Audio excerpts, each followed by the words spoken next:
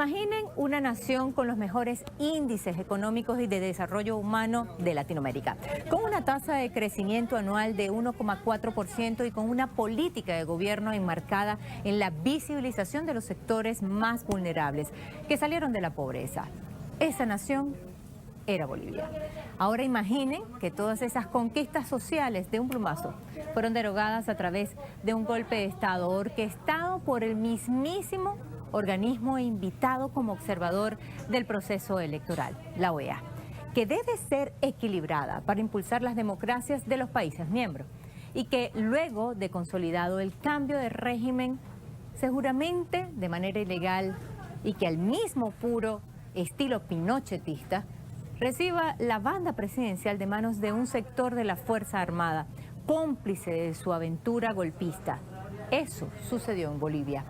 Luego, sin el mínimo de vergüenza desde un gobierno inconstitucional, te encargues de perseguir, reprimir y acallar las voces disidentes que reclaman el restablecimiento de las garantías democráticas por las que ejercieron su derecho al voto. Eso pasó en Bolivia. Perseguidos, asesinados, torturados.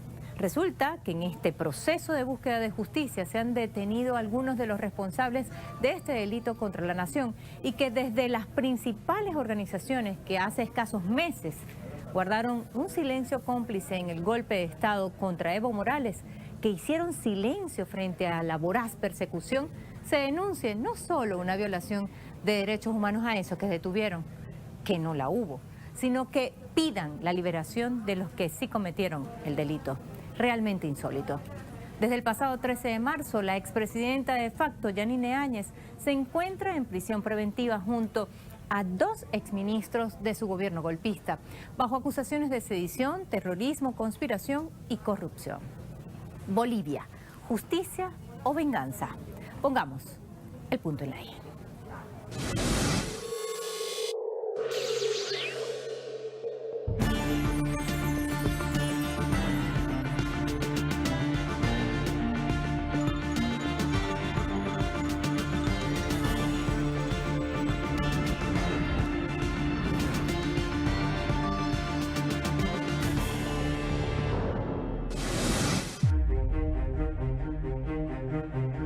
El 20 de octubre de 2019, los bolivianos acudieron a las urnas para elegir a su nuevo presidente, Evo Morales, quien buscaba su cuarto mandato, logra el 45% frente al 36,8% del candidato opositor Carlos Mesa.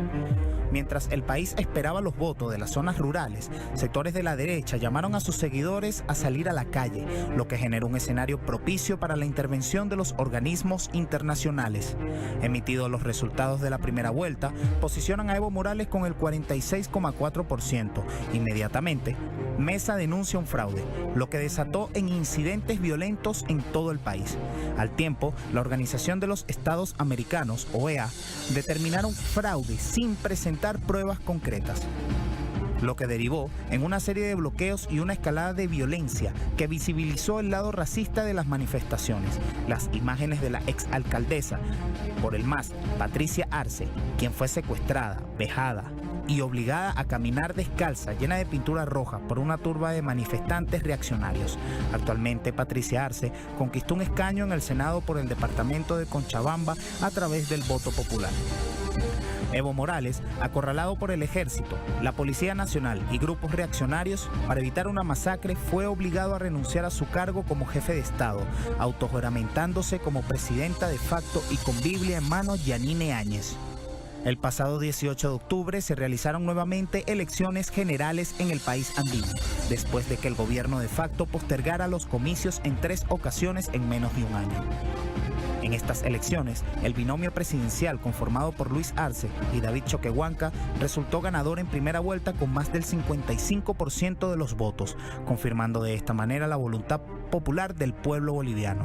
En un reciente informe del periodista británico Matt Kennard para el sitio web de investigación The Classified UK, se reveló que la embajada británica junto a la dictadura de Yanine Áñez movilizó sus esfuerzos para abrir los yacimientos de litio bolivianos a las compañías del Reino Unido, luego del golpe de Estado en 2019.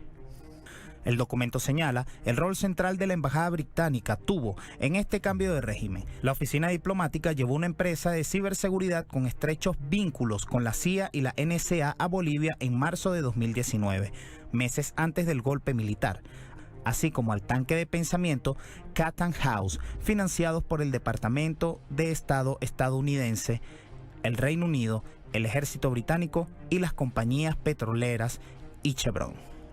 Estos datos revelan un esquema de conspiración orquestado por factores externos con el único fin de apropiarse de los recursos energéticos de la nación plurinacional. Luego de su autoproclamación como presidenta de facto de Bolivia, Yanine Áñez firmó un decreto supremo que liberó de responsabilidad penal a los militares que continuaban en las calles persiguiendo a los movimientos sociales indígenas y campesinos movilizados contra el golpe de Estado. Mientras aprobaba esta medida, en la región de Sacaba y Sencata ocurría una masacre que cobró la vida de al menos 37 bolivianos a manos de las fuerzas militares del país. A solo pocos días después y por una aguda represión internacional, Áñez derogó el decreto 478 que abría la posibilidad que los delitos de la Fuerza Armada quedaran impunes. Por supuesto que tenemos datos y todos los datos son absolutamente fidedignos. Vamos a ir a la cacería de Juan Ramón Quintana, porque es cacería y siempre cumplo con mi palabra, ¿no es cierto? Ahora voy a operar con el Ministerio de Gobierno, agradezco la confianza de la presidenta y esas personas que empiecen a correr, porque los vamos a agarrar, no vamos a permitir una persona más que siga haciendo sedición en el país. Cuando han habido las bajas, que no sabemos cuántas bajas son confirmadas, ya estaban los ataúdes listos, aparecieron los ataúdes listos, y los letreros también, incluso ahí muestran una parte donde dice hagámonos daño. ¿En qué cabeza macabra puede entrar hagámonos daño para echarles la culpa a ellos? Muchos de los 2 o 3 que tengo confirmado tienen tiro en la nuca, en la cabeza. ¿Cómo han podido recibir un tiro en la nuca? O sea, el compañero de atrás te está disparando. Durante la etapa de asedio al gobierno democráticamente electo de Evo Morales, los grupos de choque, alineados a la Resistencia Juvenil de Cochala y a la Unión Juvenil Cruceñista, jugaron un papel importante en la desestabilización del país.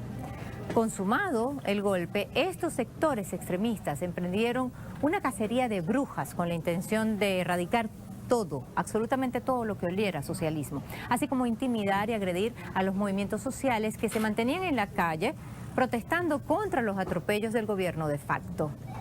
Mientras se criminalizaba a los movimientos obreros, campesinos e indígenas alineados al MAS, partido de gobierno de Evo Morales, se le dio rienda suelta a estos grupos violentos para que emprendieran una persecución política contra las fuerzas progresistas.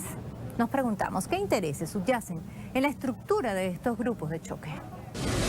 Realmente hay una intolerancia total de parte de la Resistencia Juvenil Cochala, que han venido, no han respetado que nosotros estábamos como madres con nuestros hijos, con nuestras familias haciendo campaña por el hermano Lucho. Han venido con bombas lacrimógenas, con petardos, nos han agredido. Apenas he podido yo salvar esta bandera, este lienzo, pero no nos han respetado, ellos son unos delincuentes. En el caso de Cochabamba, estos grupos de choque incluyeron un elemento más, que era que estos grupos de choque tenían armas, salieron con algunas armas y dispositivos violentos para someter a diferentes poblaciones, principalmente del área rural de Cochabamba. Entonces, estos grupos han estado ligados a los intereses precisamente de la oposición, de los grupos que fueron los que orquestaron el golpe de Estado del año 2019, son los que se conectaron con ciertos sectores de la policía boliviana, ciertos sectores del ejército, consolidaron una relación y emprendieron toda una acción en contra del gobierno constitucional del entonces presidente Evo Morales. Son los que presionaron para promover la renuncia y instalaron escenarios de violencia y de intolerancia en diferentes partes del país.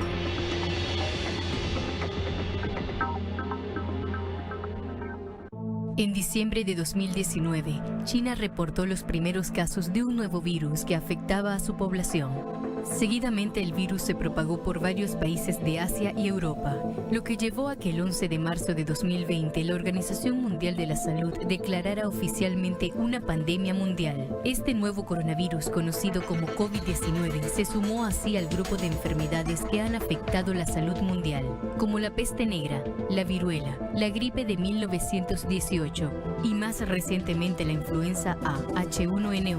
Los países han tomado las medidas necesarias para combatir esta afección y actualmente están vacunando a su población.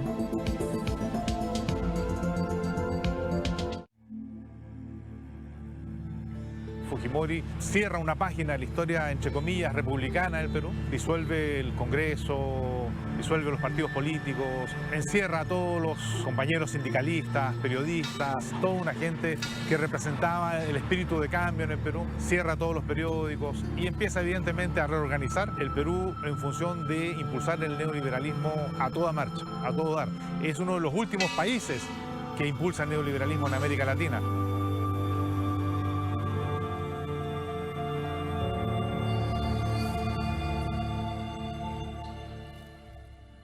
La señal de Telesur se traslada a la pantalla de tu dispositivo móvil desde la plataforma de WhatsApp.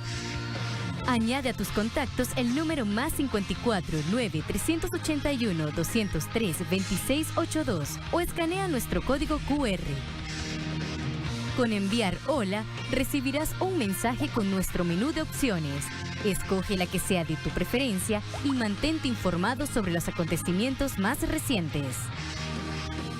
Telesur, la señal informativa de América Latina y el Caribe.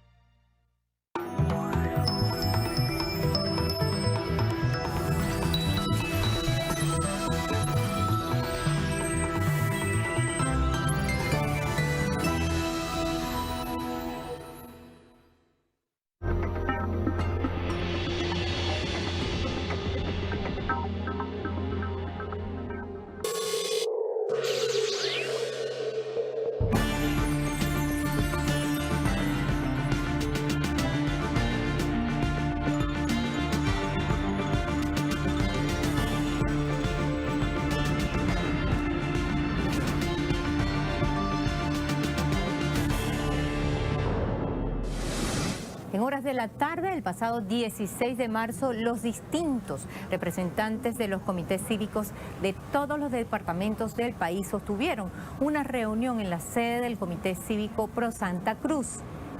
Los mismos fundamentalistas religiosos que tuvieron un importante rol en el golpe de Estado contra Evo Morales, junto a otras organizaciones de extrema derecha que con Biblia en mano hicieron que Yanine Áñez llegara al poder. En esta reunión se definieron las acciones que se realizarán por la aprehensión de Áñez y su cúpula de usurpadores. De igual forma amenazaron con el inicio de un paro cívico a nivel nacional. Estas declaraciones no son al azar. Todo apunta que la oposición extremista boliviana pretende incendiar las calles nuevamente con el firme objetivo de boicotear el proceso judicial contra los golpistas. La democracia exige respeto a los derechos humanos. Nosotros no podemos dejar de decir lo que hemos visto y oído. Los obispos de Bolivia alzamos nuestra voz para proclamar la verdad. Solo hay democracia si se respeta la justicia independiente y no se la somete al interés político del gobierno de turno. La democracia es respeto a la verdad. No se puede crear un relato falso de la historia inventando la verdad y manipulando la conciencia de los bolivianos. Hoy, bajo un gobierno democrático instalado por el voto de más del 55% de la población y que tiene al presidente Luis Arce como presidente legítimo del Estado, estos grupos de choque ya no pueden usar el mismo dispositivo que tenían el año 2019. Decían que la democracia estaba en riesgo y que la libertad estaba en riesgo en Bolivia, porque precisamente en Bolivia en los últimos meses se han desarrollado dos acontecimientos electorales de máxima importancia y de participación ciudadana. Me refiero a las elecciones que le dieron el triunfo al movimiento al socialismo y que llevaron a la presidencia a Luis Arce, y las elecciones subnacionales, donde millones de bolivianos salieron a votar de manera pacífica a elegir a sus autoridades. La detención de la expresidenta de facto Yanine Áñez se dio luego que el Ministerio Público emitiera una orden de aprehensión preventiva por 6 meses debido a un riesgo de fuga. Este hecho también se da luego que una juez dictara la detención preventiva por 4 meses a sus extitulares Álvaro Coimbra del Ministerio de Justicia y Rodrigo Guzmán de la cartera de Energía. La autojuramentada presidenta catalogó la medida, adivinen cómo qué, como una persecución política por parte del masismo, es decir, del partido de gobierno de Evo Morales. Inmediatamente organizaciones como la OEA, Amnistía Internacional y Human Rights Watch se hicieron eco de las palabras de Áñez para denunciar un presunto atropello a sus derechos, pero guardaron silencio frente a las masacres, cinismo puro y frente al golpe de Estado. Después de las evidentes pruebas contra Yanine Áñez, ¿se puede seguir alimentando el fantasma de la persecución jurídica en Bolivia? La expresidenta de facto Yanine Áñez fue puesta bajo prisión preventiva el pasado 13 de marzo por su implicación en el golpe de Estado contra el gobierno constitucional de Evo Morales en el año 2019. En relación al caso, igualmente pesan órdenes de aprehensión contra Yerko Núñez, exministro de la Presidencia, Arturo Murillo, exministro de Gobierno, y Luis Fernando López, extitular de Defensa del gobierno de facto, estos dos últimos fuera del país.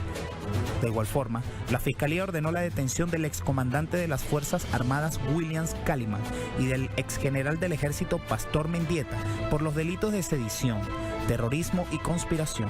Además de las detenciones a los militares, la justicia boliviana está en busca del general de la policía Yuri Calderón Mariscal. El pasado 15 de marzo, el ministro de Justicia y Transparencia, Iván Lima, formalizó nuevos cargos en contra de Yanine Áñez. La acusación por parte del Ministerio de Justicia parte de que el gobierno de facto había solicitado un empréstito al FMI ascendente a $24 millones sin autorización de la Asamblea Legislativa. De igual forma, la cartera de Justicia expuso que por los delitos de uso indebido de influencias, resoluciones contrarias a la Constitución y conducta antieconómica son acusados ante la Fiscalía General del Estado, José Abel Martínez, exministro de Desarrollo Productivo y Economía Plural, Ademar Guzmán Balivian, exministro de Desarrollo Productivo y Economía Plural, José Luis Parada Rivero, exministro de Economía y Finanzas Públicas, y Guillermo Aponte Reyes Ortiz, expresidente ejecutivo del Banco Central de Bolivia. La exmandataria acusó al gobierno plurinacional de persecución política. Inmediatamente, después de que la Organización de Estados Americanos emitiera un comunicado donde expresa su preocupación ante los abusos de los mecanismos judiciales en el país y ha manifestado el proceso contra Yanine Áñez como una falta de garantías y un instrumento represivo del partido de gobierno. No obstante, el exmandatario boliviano Evo Morales calificó la medida como una justa búsqueda por la justicia y la verdad para las 36 víctimas fatales, los más de 1.800 heridos y más de 1.500 detenidos ilegalmente en el golpe de Estado.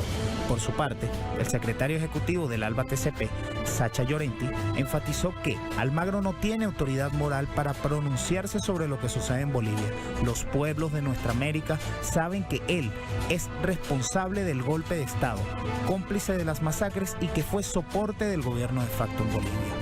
Tras los supuestos problemas de salud que afectan a la exmandataria de facto, la justicia del país andino decidió implementar una supervisión médica permanente. Esta medida será verificada bajo los parámetros de una misión del Alto Comisionado para los Derechos Humanos de Naciones Unidas en el país. Al triste y cuestionado prontuario de la OEA en las elecciones presidenciales del 2019 en Bolivia y su aberrante vinculación con el golpe de Estado que depuso a Evo Morales, se suma el consentimiento tácito que Luis Almagro dio a las innumerables violaciones de derechos humanos en un año de gobierno de facto en el país andino. En una entrevista concedida a la televisora Red 1 de Bolivia, el ministro de Justicia de ese país, Iván Lima, catalogó la actitud del organismo como injerencista e inconstitucional, mientras aseveró que Almagro ha sido parte de una teoría de fraude que nunca existió. Luego de un año de silencio cómplice, ¿qué persigue la OEA y su secretario general con este comunicado? El Ministerio de Relaciones Exteriores de Bolivia expresó su descontento respecto al proceso judicial llevado a cabo por la justicia boliviana en contra de Yanine Áñez.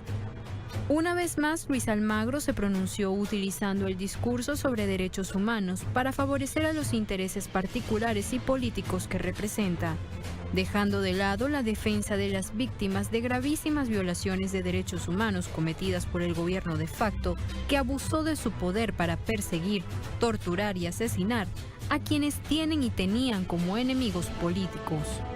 El señor Almagro no tiene la autoridad moral ni ética para referirse a Bolivia después del daño profundo que le hizo al pueblo boliviano con su injerencia colonialista durante el proceso electoral de 2019. Sus acciones costaron vidas humanas y debe rendir cuentas por su comportamiento parcializado y alejado de la objetividad que ha desprestigiado a tan importante instancia para los países de nuestra América. Se hace un llamado al secretario general de la OEA, Luis Almagro, a reconducir sus acciones y enmarcarlas en los principios fundamentales de la Carta de la OEA y otros instrumentos aprobados por los Estados miembros para promover y consolidar la democracia representativa dentro del respeto al principio de no intervención en el continente. Finalmente, el Ministerio de Relaciones Exteriores del Estado Plurinacional de Bolivia expresa que llevará adelante las iniciativas necesarias para que las reprochables acciones de Luis Almagro no queden impunes.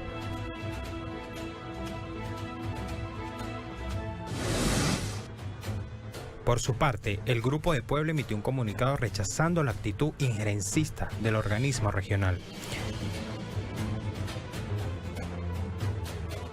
El Grupo de Puebla ve con mucha preocupación las declaraciones de la Secretaría General de la Organización de Estados Americanos, OEA, sobre un supuesto abuso de los mecanismos judiciales en Bolivia, que desconoce de manera flagrante la independencia de poderes en ese país. La OEA presupone, sin fundamento alguno, que se trata de una campaña de persecución dirigida desde el gobierno a quien acusa de apelar a instrumentos represivos. Como se recuerda, la misión de la OEA publicó un informe sin ningún soporte estadístico para justificar una segunda vuelta electoral, a partir de un fraude no demostrado, como meses después pudieron constatar los centros académicos en los Estados Unidos, como el Centro de Investigación de Economía y Política o CEPR, el Laboratorio Electoral del MIT, la Universidad de Pensilvania y la Universidad de Tulane. Por esta razón, el Grupo de Puebla reitera que, mientras la OEA no tenga un secretario general efectivamente imparcial, seguirá siendo un organismo generador de conflictos en la integración regional, que hoy es más necesaria que nunca. La actuación del señor Luis Almagro ha sido conducente a formar parte o a activar la conspiración de golpe de Estado que finalmente se orquestó en Bolivia. Los intereses a los cuales responde el señor Luis Almagro seguramente que en los próximos años tendrán que develarse con alguna investigación. El Estado boliviano ha planteado denunciar al señor Luis Almagro precisamente por estos hechos y su participación en el golpe de Estado con toda esta maquinaria de emisión de observación, de informes, que finalmente dieron lugar a la comisión de este golpe. A cada conspiración sucedía un perdón y a cada perdón sucedía otra conspiración que se volvía a perdonar. De esa manera el libertador Simón Bolívar expuso claramente el célebre manifiesto de Cartagena, las consecuencias que atañen a una política de impunidad. Los que utilizan los derechos humanos como una excusa para las injusticias no son muy distintos a los que avalan las invasiones militares humanitarias de Estados Unidos en el resto del mundo. En este carril se encuentra Luis Almagro, secretario general de la OEA, así como las distintas organizaciones que por un año miraron hacia otro lado mientras los derechos humanos más básicos de los bolivianos estaban siendo violentados. La represión contra agrupaciones sociales indígenas y campesinas, el decreto supremo 4200 que utilizaba la pandemia de la COVID-19 para penalizar las libertades ciudadanas, los despidos masivos injustificados de trabajadores en los distintos sectores de la economía boliviana y el reconocimiento tácito a agrupaciones extremistas de derecha que participaron en la persecución política de miembros del MAS, tienen algo en común, forman parte de una larga lista de crímenes en un año de usurpación del gobierno de facto por parte de la cúpula golpista. No es una venganza o una persecución política, es justicia ante los planes de Estados Unidos de hacerse del poder en otro país por la fuerza, un fracaso más a su largo historial. Pusimos el punto en la E.